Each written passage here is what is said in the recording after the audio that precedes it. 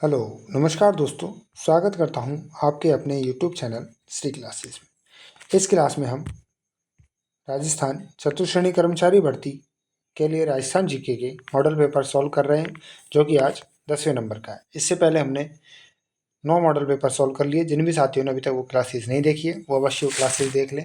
इन classes में हम question के साथ में एक्स्ट्रा फैक्ट के साथ क्वेश्चन सॉल्व कर रहे हैं, यानी कि एक क्वेश्चन में हम 4 से 5 क्वेश्चन एक्स्ट्रा देख रहे हैं। तो ऐसे करके आपके लगभग एक क्लास में 150 से 160 क्वेश्चन है जो रेडी हो रहे हैं, और एक क्लास हमारी लगभग 30 मिनट की होती ही है। ठीक है, तो आप वो क्लासेस ज़रूर देखिए, आपको एग्जाम में बहुत ही फ़ायदा मिलेगा। स्टार्ट करें आज की क्लास। आज की क्लास है ईसवाल सभ्यता कहाँ मिली थी। तो ईसवाल सभ्यता मिली थी उदयपुर के अंदर। कहाँ मिली थी ईसवाल सभ्यता? ये सभ्यता मिली थी उदयपुर के अंदर। इसी के साथ में अपन 4-5 सभ्यताएं एक्स्ट्रा में देख लेते हैं। पहली सभ्यता देखिए आप, जो कि एग्जाम में पूछी गई है, सौथी सभ्यता। सौथी सभ्यता मिली है आपकी बीकानेर के अंदर। ठीक है, दूसरा है रेड सभ्यता। रेड सभ्यता आपको मिली है टोंक के अंदर। और जो रेड सभ्यता है, यहाँ पे सिक्के बहुत अधिक मिले थे। ठीक है, इसको टाटा नगर भी कहा जाता है, टाटा नगर। ठीक है, रेड सभ्यता को टाटा नगर भी कहा जाता है। कई बार क्वेश्चन ये भी देखने को मिला है कि टाटा नगर किस सभ्यता को कहा जाता है, तो रेड सभ्यता को कहा जाता है। कहाँ मिली है? टोंक में मिली है। चौथी सभ्यता कहाँ मिली है? बीकानेर के अंदर मिली है। ठीक है, एक है पुंगल सभ्यता। पुंगल सभ्यता भी कहाँ मिली है? बीकानेर के अंदर मिली है। ठीक है, समझ में आ गए।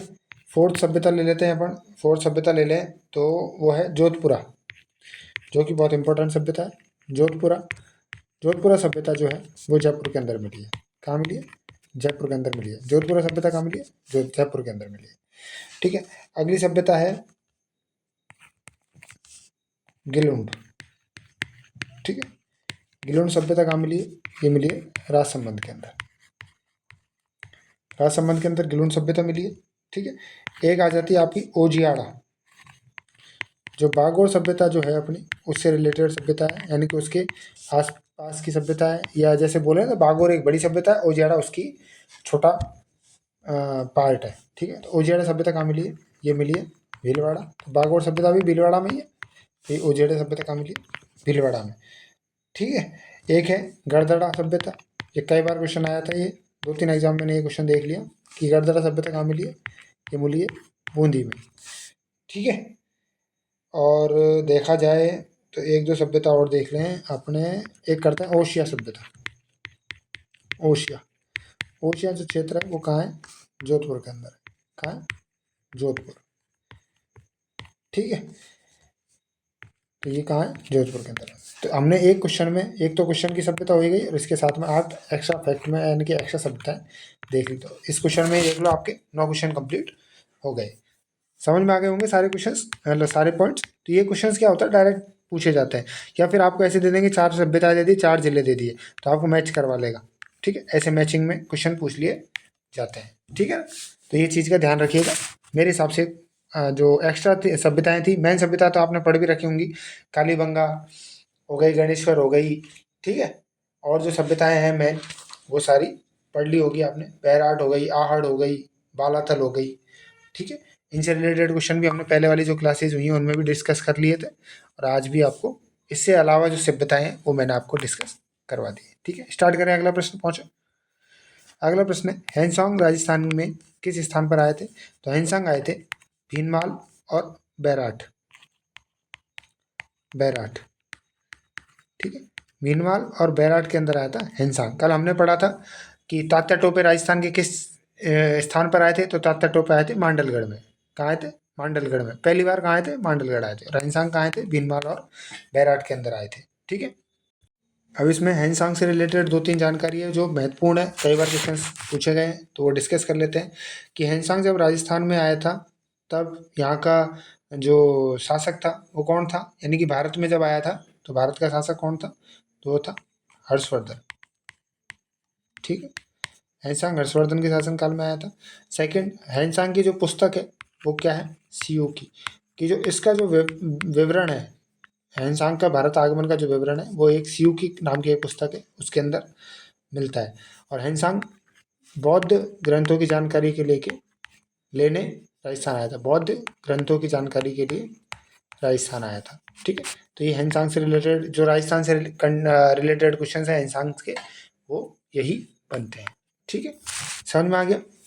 बढ़े अगले प्रश्न की ओर। अगला प्रश्न है, राजस्थान में सर्वप्रथम सोने के सिक्के चलाने का श्रेय किसे जाता है? तो सर्वप्रथम राजस्थान में सोने के सिक्के चलाए थे साहब पप्पा रावल ने। पप्पा रावल ने राजस्थान में सर्वप्रथम क्या करे थे? सोने के सिक्के चलाए थे। ठीक है, इसका आंसर तो हो गया पप्पा रावल। अब हम एक 4 युद्ध है महत्वपूर्ण, उनको डिस्कस कर लेते हैं कि अलाउद्दीन ने राजस्थान पर 4 बार आक्रमण किया था। कितनी बार? 4 युद्ध करे थे, मतलब मैन।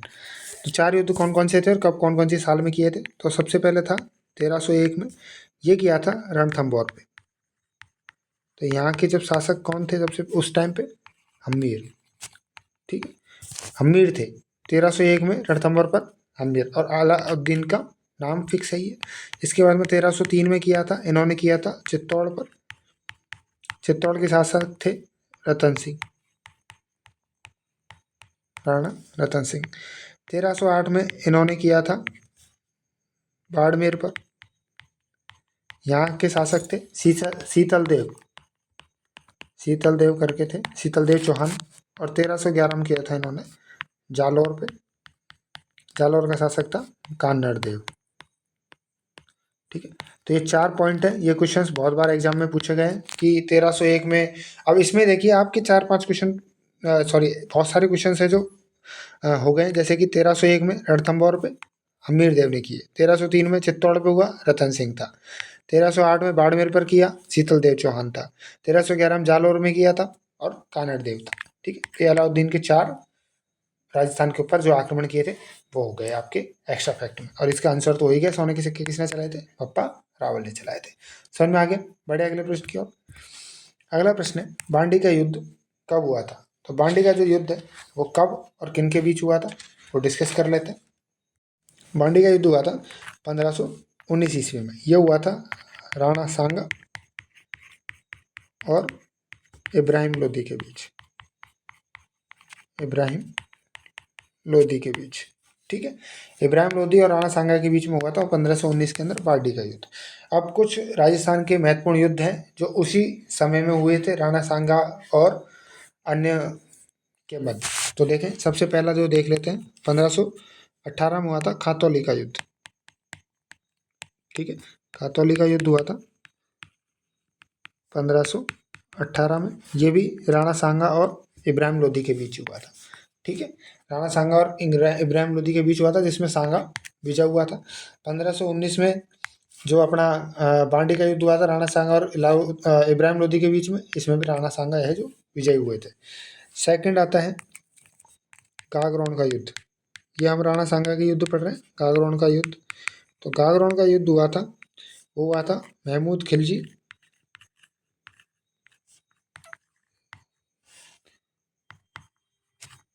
सेकंड, जो कहाँ का शासक था? ये शासक था मालवा का। ये अपना दिल्ली वाला महमूद खिलजी नहीं है, ये है मालवा के शासक। और सांगा के बीच में हुआ था। कब हुआ था? ये हुआ था 1519 में। और गागरोन का किला कहाँ है? गागरोन का युद्ध हुआ था वो झालावाड़ में हुआ, क्योंकि गागरोन का किला कहाँ है? झालावाड़ के अंदर ही है। तो इसमें हमारे 3 युद्ध कंप्लीट हो गए। चौथा युद्ध देखें तो बयाना का युद्ध हुआ था। बयाना का युद्ध, ये भी राणा सांगा और बाबर के बीच हुआ था। राणा सांगा और बाबर के बीच हुआ ही था ये 1527 में, बयाना का। और एक बहुत ही इंपॉर्टेंट, खानवा का युद्ध। ठीक है, खानवा का भी राणा सांगा और बाबर के बीच हुआ था। ठीक, तो राणा सांगा के और अन्य के बीच में युद्ध कौन कौन से हुए थे? 5 युद्ध हुए थे। खातौली का 1518 में, राणा सांगा बांडी का 1519 में, गागरोन का 1519 में, बयाना का देखें तो बयाना का 1527 में, और खानवा का भी 1527 में। ठीक है, तो ये आपके राणा सांगा के महत्वपूर्ण युद्ध हो गए। थोड़ी देर पहले हमने पहले वाले क्वेश्चन में अलाउद्दीन के महत्वपूर्ण युद्ध देखे। ठीक है, बढ़े अगले प्रश्न को। अगला प्रश्न है, पुरंदर की संधि कब हुई थी? तो पुरंदर की संधि किन किन के मध्य और किस ईस्वी में हुई थी वो देख लेते हैं। पुरंदर की संधि हुई थी 1665 ईस्वी में, और ये हुई थी मिर्जा राजा जयसिंह, जयपुर के थे मिर्जा राजा जयसिंह और शिवाजी। ठीक है, मिर्जा राजा जयसिंह और शिवाजी के बीच में हुई थी। मिर्जा राजा जयसिंह जो है ये औरंगजेब की तरफ से थे। औरंगजेब यानी कि मुगल और मराठा के बीच में पुरंदर की संधि हुई थी 1665 ईस्वी के बीच में। ठीक है, यहाँ दो ऑप्शन और इम्पोर्टेंट दे रखे हैं। एक था 1764, तो 1764 में हुआ था। इंडिया लेवल पे देखें तो बक्सर का युद्ध, बक्सर का युद्ध। ठीक है, 1765 में हुई थी इलाहाबाद की संधि, इलाहाबाद की संधि। ठीक है, और एक और ऑप्शन दे रखा है आपको 1664 नहीं है कुछ भी, 1757 में प्लासी का युद्ध हुआ ही था, प्लासी का युद्ध। 1757 क्या हुआ था? प्लासी का युद्ध हुआ था। 1764 में इलाहाबाद की संधि हुई थी। 64 नहीं है 65। 1765 में क्या हुआ? इलाहाबाद की संधि हुई थी। 1764 में बक्सर का युद्ध हुआ था। ठीक है, समझ में आ गया होगा आपको। तीन ये इंडिया से रिलेटेड है, हालांकि क्वेश्चन कभी बन जाए तो आप इनको याद रखिएगा। और ये पुरंदर की संधि राजस्थान से रिलेटेड थी क्योंकि ये जयपुर रियासत से संबंधित है। अगला प्रश्न है, पीसल देव रासो के लेखक कौन थे?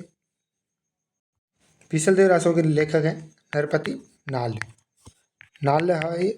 ठीक है, नरपति नाल्य बीसल देव रासो के लेखक है। वीरराज चतुर्थ जो चौहान वंश के अजमेर शाखा के एक शासक थे यानी कि राजा थे, इन्होंने लिखा था एक हरि के लिए नाटक। तो कई बार क्वेश्चन ये पूछा गया है कि हरि के लिए नाटक के जो रचनाकार हैं वो कौन है? तो हरि के लिए नाटक के रचनाकार है खुद वीरराज चतुर्थ। ठीक है, और नरपति नाल ने कौन सी रचना लिखी है? बीसल देव रासो। एक एक्स्ट्रा फैक्ट देख लेते हैं। एक एक्स्ट्रा फैक्ट है, कान्नड़ देव प्रबंध के लेखक कौन है? तो कान्नड़ देव प्रबंध के लेखक है पद्मनाथ, पद्मनाथ। ठीक है, कान्नड़ देव प्रबंध किसने लिखा? पद्मनाथ। ये क्या अभी थोड़ी देर पहले हमने जालोर पढ़ा था ना, तो कान्नड़ देव, तो वहाँ से मुझे याद आ गया। कान्नड़ देव प्रबंध का लेखक कौन है? पद्मनाथ। ये क्वेश्चन बहुत बार एग्जाम में देखने को मिला है। ठीक है, और जो भी कृतियाँ होंगी उनके क्वेश्चन जैसे आएंगे हम और डिस्कस करते रहेंगे आगे वाले क्वेश्चन में। ठीक है, अगला प्रश्न है, गौरव और कालो का युद्ध किस युद्ध को कहा जाता है? तो गौरव और कालो का युद्ध कहा जाता है आपके चेलावास के युद्ध। ठीक है, चेलावास के युद्ध को क्या कहा जाता है? गौरव और कालो का युद्ध कहा जाता है। तो ये कब हुआ था भाई? ये युद्ध हुआ था 1857 की क्रांति के समय। 1857 हुआ था। डेट देखें तो इसकी डेट मुझे अभी कंफर्म याद नहीं है, पर ये 1857 में, ये सितंबर मंथ याद है, सितंबर 1857 में ये चेलावास का युद्ध हुआ था। ठीक है, पिथौरा का युद्ध, पिथौरा का युद्ध हुआ था, ये भी सितंबर 1857 में हुआ था। ये एरनपुरा छावनी से संबंधित था। ठीक है, ये याद है, एरनपुरा छावनी से संबंधित था, याद करिएगा, याद रखिएगा। ठीक है, चेलावास का युद्ध आपने पढ़ ही लिया। ठीक है, इसको गौरव और कालो का युद्ध कहा जाता है। ठीक है, बक्सर का युद्ध के बारे में मैंने अभी बता दिया, प्लासी का युद्ध के बारे में मैंने पहले बता दिया। ये 1764 में हुआ था और ये 1757 की क्रांति, ये प्लासी का युद्ध हुआ था। ये क्वेश्चन बहुत बार एग्जाम में देखने को मिला है, लेकिन आपके सिलेबस में इंडिया जी के है नहीं, तो भारत ये आने के चांसेस बहुत कम है, लेकिन गलती आ जाए तो आप ध्यान रखिएगा। ठीक है, ये दो क्वेश्चन ऊपर आराम से हो ही गए, याद हो गए होंगे। बढ़े अगले प्रश्न की ओर। अगला प्रश्न है, मारवाड़ हितकारिणी सभा का गठन किसने किया? तो मारवाड़ हितकारिणी सभा का गठन किया था जयनारायण व्यास ने। किसने किया था? जयनारायण व्यास ने मारवाड़ हितकारिणी सभा का गठन किया था। इसका गठन 1923 में किया गया था। ठीक है, अब दो तीन जो ऑप्शंस दिए हैं उनके बारे में देख लेते हैं। जमनालाल बजाज, जमनालाल बजाज को गांधी जी का पांचवा पुत्र, गांधी जी का पांचवा पुत्र कहा जाता है इनको। ठीक, ये क्वेश्चन भी कई बार पूछ लिया था, एक दो बार आ गया कि गांधी जी का पांचवा पुत्र किसे कहा जाता है? तो जमनालाल बजाज जी को कहा जाता है। ठीक है, इसके बाद आते हैं विजय सिंह पथिक। वैसे जमनालाल जी के बारे में और भी बहुत सारी बातें हैं, लेकिन ये एक्स्ट्रा यानी कि अलग की बात, अलग सी बात है। ठीक है, तो इसलिए मैंने आपको ये बता दिया। और भी आएंगे तो अपन क्वेश्चंस में और डिस्कस कर लेंगे। अगला है विजय सिंह पथिक। विजय सिंह पथिक ने राजस्थान केसरी समाचार पत्र चालू किया था। राजस्थान केसरी ये कब किया था? 1920 में किया था। 1920 में राजस्थान केसरी समाचार पत्र स्टार्ट किया था इन्होंने। एक 1921 में इन्होंने नवीन राजस्थान के नाम से एक और प्रकाशित किया था समाचार पत्र, नवीन राजस्थान। नवीन राजस्थान के नाम से एक तो 1921 में, और राजस्थान केसरी के नाम से 1920 में। विजय सिंह पथिक, इनका नाम क्या है? भूप सिंह। कल एक क्वेश्चन पूछा था मैंने, इसमें आया था अपनी क्लास में, उसमें हमने भूप सिंह ऑप्शन में लिया था। तो क्या होता है, आपको डाउट नहीं रहे भूप सिंह किसका नाम है, तो विजय सिंह पथिक जी का ही नाम भूप सिंह है। ठीक है। एक है आपका ऑप्शन अर्जुन लाल सेठी। अर्जुन लाल सेठी जयपुर से रिलेटेड है। जयपुर प्रजामंडल जब बना था, प्रजामंडल, उस समय ये जयपुर प्रजामंडल से संबंधित है अर्जुन लाल सेठी। ठीक है, बढ़िया। अगले प्रश्न की ओर। अगला प्रश्न है जलियांवाला बाग से दोहरा हत्याकांड किस कांड को कहा जाता है? तो जलियांवाला बाग से भी दोहरा हत्याकांड बोला जाता है नीमूचाड़ा कांड को। ये कहाँ हुआ था? अलवर। अलवर में ही नीमूचाड़ा, देख लो भाई। ठीक है, अलवर में। कब हुआ था ये हुआ था 14 मई 1925 को। 14 मई 1925 को नीमूचाड़ा कांड हुआ था अलवर में। इसको जलियांवाला बाग से भी दोहरा हत्याकांड कहा जाता है। ठीक है। डावड़ा कांड, डावड़ा कांड कहाँ हुआ था? नागौर के अंदर हुआ था। ठीक है, डावड़ा कांड कहाँ हुआ था? नागौर के अंदर हुआ था। और मानगढ़ कांड कहाँ हुआ था? मानगढ़ की पहाड़ी पर 1883 में सम सभा चल रही थी, तब इस पे गोलीबारी हुई थी। तो मानगढ़ कांड कहाँ हुआ था? सम सभा बांसवाड़ा के अंदर हुआ था। ठीक है, समझ में आ गया होगा। बढ़िया, अगले प्रश्न की ओर। अगला प्रश्न है आधुनिक राजस्थान का जनक किसे कहा जाता है? तो आधुनिक राजस्थान का जनक कहा जाता है मोहनलाल सुखाड़िया को। ठीक है, और आधुनिक भारत का जनक कहा जाता है वल्लभ भाई। आधुनिक भारत का पूछ लिया जाए तो वल्लभ भाई पटेल को, और आधुनिक राजस्थान का मोहनलाल सुखाड़िया को। कन्हैयालाल मुंशी, माणिकलाल मुंशी, इन्होंने मत्स्य संघ नाम दिया था, मत्स्य संघ नाम दिया था। ठीक है, तो हमारा राजस्थान जब बन रहा था तो जो प्रथम चरण था उसका नाम मत्स्य संघ था, वो किसने दिया था? कन्हैयालाल माणिकलाल मुंशी ने दिया था। ठीक है, बढ़िया। अगले प्रश्न की ओर। अगला प्रश्न है हम्मीर महाकाव्य के लेखक कौन है? तो हम्मीर महाकाव्य के लेखक है नैनचंद सूरी। ठीक है, तो हम्मीर महाकाव्य किसने लिखा है? नैनचंद सूरी ने लिखा है। इसी के साथ भी हम एक्स्ट्रा जो कृति हैं वो देख लेते हैं। एक है हम्मीर रासो, हम्मीर रासो। ठीक है, ये लिखी थी जोधरास ने। ठीक, जोधरास ने हम्मीर रासो लिखी थी। ठीक है, एक है एकलिंग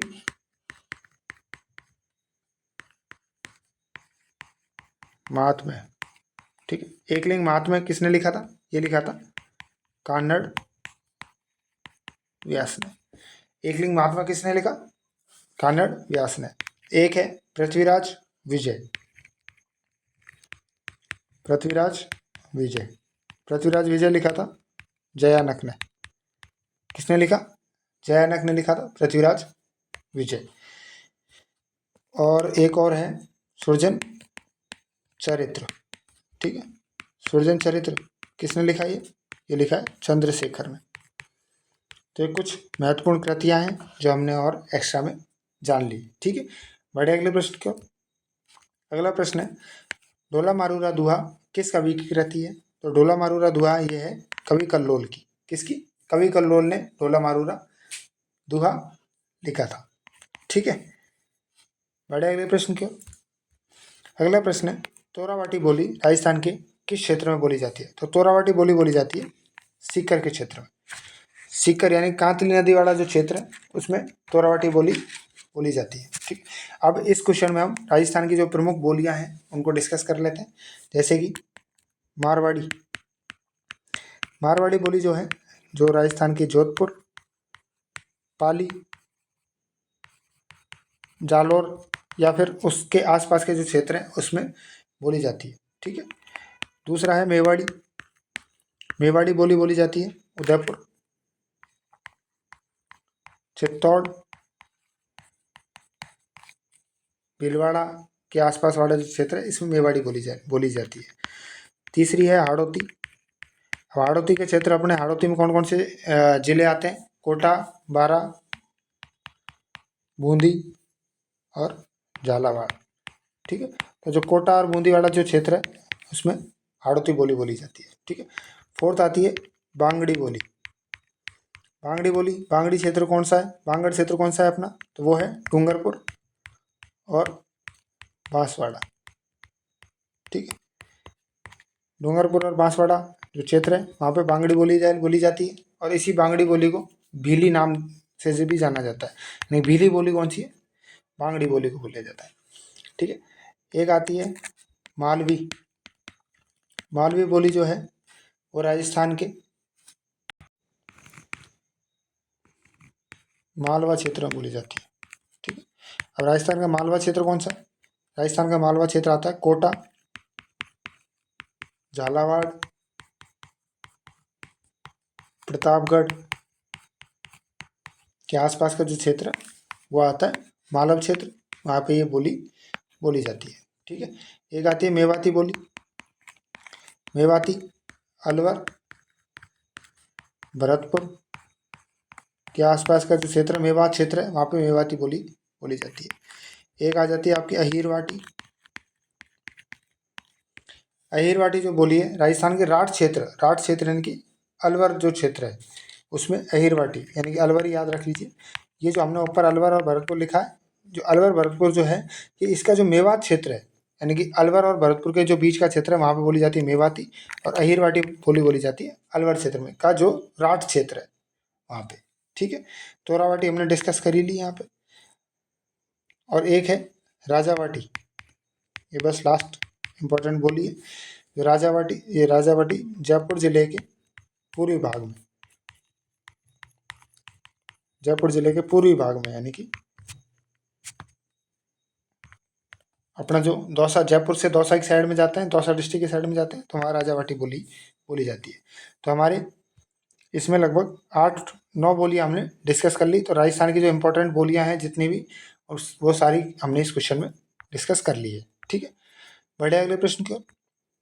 अगला प्रश्न है राजस्थान में सर्वप्रथम सती प्रथा पर प्रतिबंध किस रियासत ने लगाया था? तो राजस्थान में सर्वप्रथम सती प्रथा पर प्रतिबंध लगाया था, वो लगाया था कोटा ने। कोटा रियासत ने लगाया था सबसे पहले प्रतिबंध। लेकिन सबसे पहले प्रयास किसने किया था? तो प्रयास किया था जयपुर रियासत ने। जयपुर रियासत ने सबसे पहले प्रयास किया था, लेकिन इस पर जो प्रतिबंध लगाया था वो लगाया था कोटा रियासत ने। ठीक है, और भारत में देखें तो भारत में सती प्रथा पर विरोध सबसे पहले सबसे पहले विलियम बेंटिक ने इसका प्रारंभ किया था। विलियम बेंटिक ने, ठीक है, कब किया था? 1829 में। और भारतीय देखें तो राजा राममोहन राय। ठीक है, राजा राममोहन राय जी, इन्होंने सती प्रथा का विरोध किया था। ठीक है, ये राजस्थान का हो ही गया कि जयपुर रियासत ने सबसे पहले प्रयास किया था, लेकिन सबसे पहले इसको प्रतिबंधित किसने किया? कोटा रियासत ने किया। ठीक है, बढ़े अगले प्रश्न को। अगला प्रश्न है गोमती सागर पशु मेला कहाँ आयोजित किया जाता है? तो गोमती सागर पशु मेला होता है अपने झालरा पाटन के अंदर। गोमती सागर पशु मेला झालरा पाटन के अंदर होता है। अब इसमें हम कुछ और एक्स्ट्रा पशु मेले देख लेते हैं। सबसे पहला है मल्लीनाथ पशु मेला। मैं पशु मेला नहीं लिख रहा हूँ, या मल्लीनाथ लिख रहा हूँ सीधा। तो ये होता है तिलवाड़ा बाड़मेर के अंदर। ठीक है, तिलवाड़ा बाड़मेर के अंदर। दूसरा है वीर तेजाजी। ये वो पशु मेले हैं जो एग्जाम में बहुत बार देखने को मिले हैं। पर्वतसर नागौर के अंदर।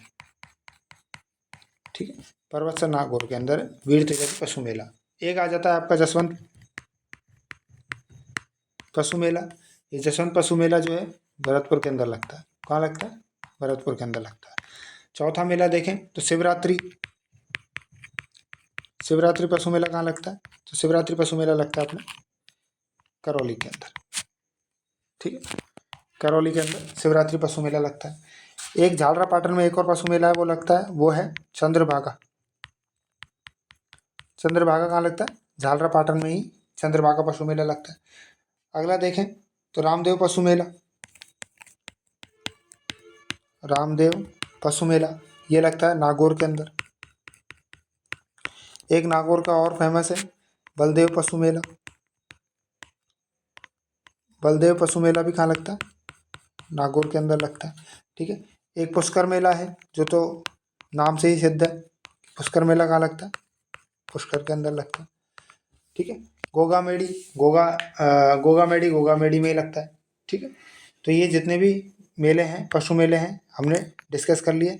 तो सर्वाधिक जो पशु मेले लगते हैं वो नागौर जिले के अंदर लगते हैं। ठीक है, सर्वाधिक कई बार क्वेश्चन पूछ लिया जाता है कि सबसे ज़्यादा जो पशु मेले हैं वो किस जिले में लगते हैं, तो नागौर जिले के अंदर लगते हैं। ठीक है, तो ये जितने भी राजस्थान के पशु मेले हैं, महत्वपूर्ण पशु मेले हैं, हमने इस क्वेश्चन में डिस्कस कर लिए। ठीक है, तिलवाड़ा मेले का आयोजन किस लोक देवता के याद में किया जाता है, तो तिलवाड़ा जो पशु मेला है या मेला है ये मल्लीनाथ जी के याद में किया जाता है।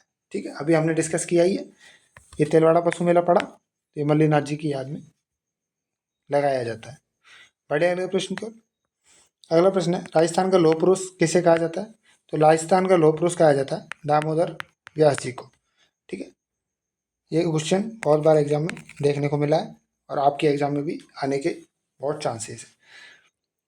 अगला प्रश्न है देवकुंड की छत्रियाँ किस रियासत के शासकों से संबंधित है, तो अब ये जो छत्रियाँ हैं शासकों की वो आती हैं, तो देवकुंड की जो छत्रियाँ हैं वो हैं बीकानेर शासक, बीकानेर के शासकों की छत्रियाँ। ठीक है, अब जो राजस्थान की रियासत हैं उनके शासकों की जो छत्रियाँ हैं उनको डिस्कस कर लेते हैं थोड़ा सा, कि आहड़ की छत्रियाँ, आहड़, आहड़ में जो उदयपुर के जो शासक थे इनकी छत्रियाँ हैं। आहड़ उदयपुर के अंदर है तो आहड़ की छत्रियाँ उदयपुर की छत्रियाँ। ठीक है, गैटौर में जयपुर के जो शासक हैं इनकी जो छत्रियाँ हैं वो गैटौर के अंदर है। ठीक है, और मंडोर में जोधपुर के शासकों की छत्रियाँ कहाँ है, मंडोर के अंदर है। तो ये तो क्या नाम से भी सिद्ध है, मंडोर कहाँ है, जोधपुर में है तो जोधपुर के शासकों की होगी, गैटौर कहाँ है, जयपुर में, तो जयपुर के शासकों की होगी। ठीक है, तो ये हो गया। एक है अलग से राव कल्याणमल, जो एक शासक हुए थे, इनकी छतरी कहाँ है, इनकी छतरी है बीकानेर के अंदर। ठीक है, तो ये महत्वपूर्ण छतरियाँ जो अपनी हो गई। अगले प्रश्न की ओर बढ़ते हैं। अगला प्रश्न है राजस्थान का दूसरा तारागढ़ किस किले को कहा जाता है, तो राजस्थान का दूसरा तारागढ़ कहा जाता है बूंदी के किले को। पहला तारागढ़ तो है अजमेर के अंदर, पहला तारागढ़ कहाँ है, अजमेर के अंदर है, और दूसरा तारागढ़ कहा जाता है बूंदी के किले को कहा जाता है। ठीक है, बढ़े अगले प्रश्न की ओर। अगला प्रश्न है आवरी माता का मंदिर कहाँ स्थित है, तो आवरी माता का मंदिर है, इनका मंदिर है निकुंभ चित्तौड़ के अंदर, निकुंभ चित्तौड़ के अंदर आवरी माता का मंदिर है। ये लकवे की देवी है, कई बार क्वेश्चन पूछ लिया जाता है लकवे की देवी कौन सी है, तो आवरी माता जो है लकवे की देवी है, इनका मंदिर निकुंभ चित्तौड़गढ़ के अंदर स्थित है। ठीक है, बढ़े अगले प्रश्न के।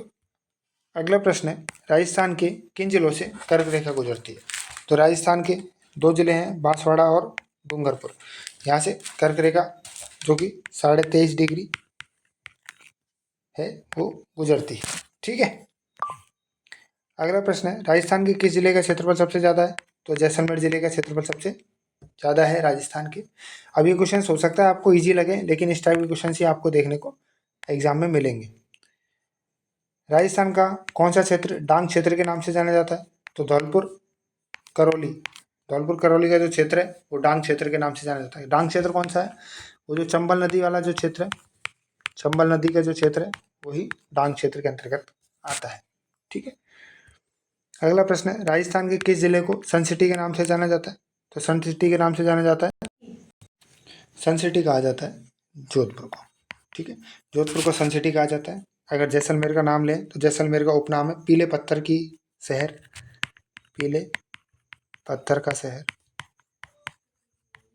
ठीक है, एक इसको बोला जाए तो हम बोलते हैं स्वर्ण नगरी। ठीक है, जोधपुर का हो गया सन सिटी, या इसको नीला शहर भी बोल सकते हैं, नीला शहर, जैसे अपने जयपुर को गुलाबी शहर बोलते हैं तो इसका नीला शहर बोलते हैं। ठीक है, जालोर, तो जालोर को हम बोलते हैं ग्रेनाइट सिटी, ग्रेनाइट सिटी। ठीक है, जयपुर को हम गुलाबी नगर बोलते ही हैं, ठीक है। तो इस हिसाब से इनके उपनाम भी हैं। बढ़े अगले प्रश्न की ओर। अगला प्रश्न है, राजस्थान में कुगड़-पट्टी कहाँ स्थित है? तो कुगड़-पट्टी है नागौर और अजमेर के आसपास का जो क्षेत्र है उसको राजस्थान की कुगड़-पट्टी कहा जाता है। उदयनाथ पर्वत राजस्थान के किस जिले में है? तो उदयनाथ पर्वत राजस्थान के अलवर जिले में। अलवर जिले के जो थानागाजी क्षेत्र है, थानागाजी क्षेत्र, इसके आसपास का क्षेत्र में क्या है? उदयनाथ पर्वत स्थित है, तो अलवर जिले में है। अगला प्रश्न है, किस नदी बेसिन में बीहड़ पाया जाता है? तो बीहड़ पाया जाता है भाई साहब चंबल नदी बेसिन में। कहाँ पाया जाता है? चंबल नदी बेसिन में बीहड़ पाए जाते हैं। छप्पन का मैदान राजस्थान के किस भाग में स्थित है? तो राजस्थान के दक्षिण भाग में स्थित है। ये जो मैदान है ये बांसवाड़ा और प्रतापगढ़ के बीच का भाग है। बांसवाड़ा और प्रतापगढ़ के बीच का जो भाग है वो क्या है? छप्पन का मैदान है। ये क्वेश्चन बहुत बार एग्जाम में आया हुआ है, याद रखिएगा। अगला प्रश्न है, लाठी श्रृंखला क्या है? तो लाठी श्रृंखला जो है एक भूगर्भिक जल पट्टी है। क्या है? एक भूगर्भिक जल पट्टी है। ये जैसलमेर के अंदर स्थित है। जैसलमेर के अंदर स्थित है, भूगर्भिक जल पट्टी है, ठीक है।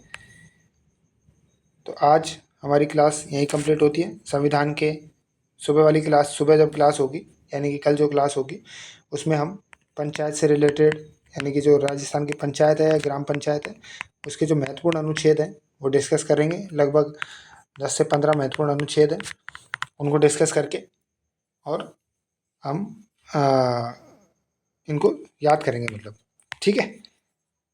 क्योंकि इनसे रिलेटेड क्वेश्चंस भी एग्जाम में सीधे देखने को मिलते हैं। जैसे कई बार पूछ लिया जाता है कि ग्राम पंचायत की जो परिभाषा, ग्राम सभा की परिभाषा है, ग्राम पंचायत की परिभाषा है, कौन से अनुच्छेद के अंतर्गत है, तो ऐसे क्वेश्चंस देखने को मिलते हैं, ठीक है कि नहीं। फिर मिलते हैं। अभी तक अभी चैनल जिन्होंने सब्सक्राइब नहीं किया, चैनल को सब्सक्राइब कर लीजिएगा, अपने अन्य साथियों के साथ में शेयर कीजिएगा, जिससे आपको एग्जाम में बहुत फ़ायदा मिलेगा। और आपने भी देख लिया कि हम किस हिसाब से क्वेश्चंस को सॉल्व करते हैं, कितने एक्स्ट्रा फैक्ट्स लेके आते हैं और कैसे इस क्वेश्चंस को याद करने की कोशिश करते हैं। फिर मिलते हैं, जब तक के लिए जय हिंद, जय भारत।